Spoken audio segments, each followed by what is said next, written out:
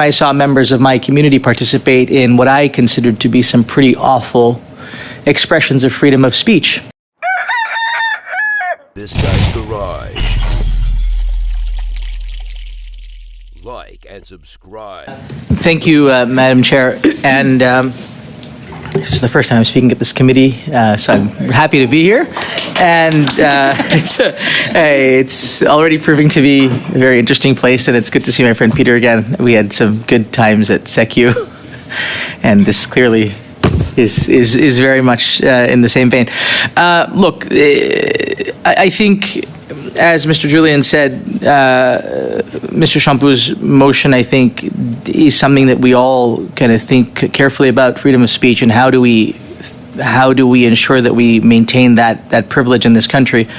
And look, I'm going to speak very personally. As a Muslim, it's been a tough few weeks for a couple of reasons. One is I represent a riding with a large Jewish community and a large Muslim community, and the rise of anti-Semitic tropes, comments, commentary, anti-Muslim commentary online and in person has been really ramping up. At the same time, I saw members of my community participate in what I considered to be some pretty awful expressions of freedom of speech over the course of the last couple of weeks.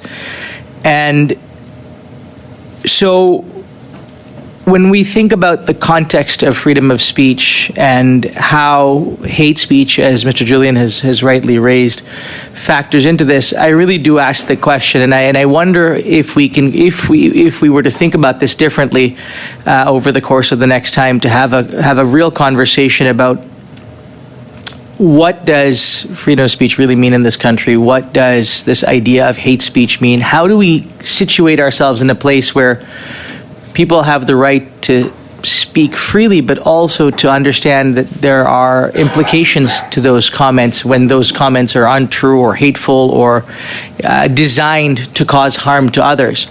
And,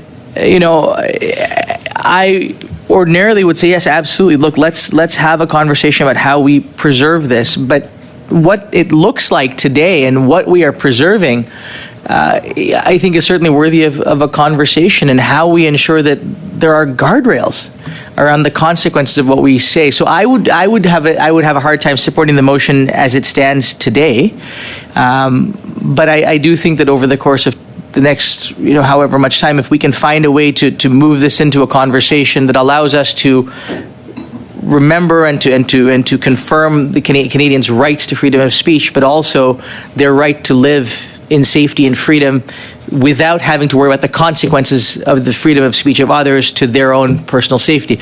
So I would leave it there and offer that, while I don't know that I would support the motion in its current form, that if we are open to having a discussion about what it might look like and how we might shape this into something different, that achieves hopefully similar goals to what Mr. Champoux would like, then that would be something that I would certainly consider supporting.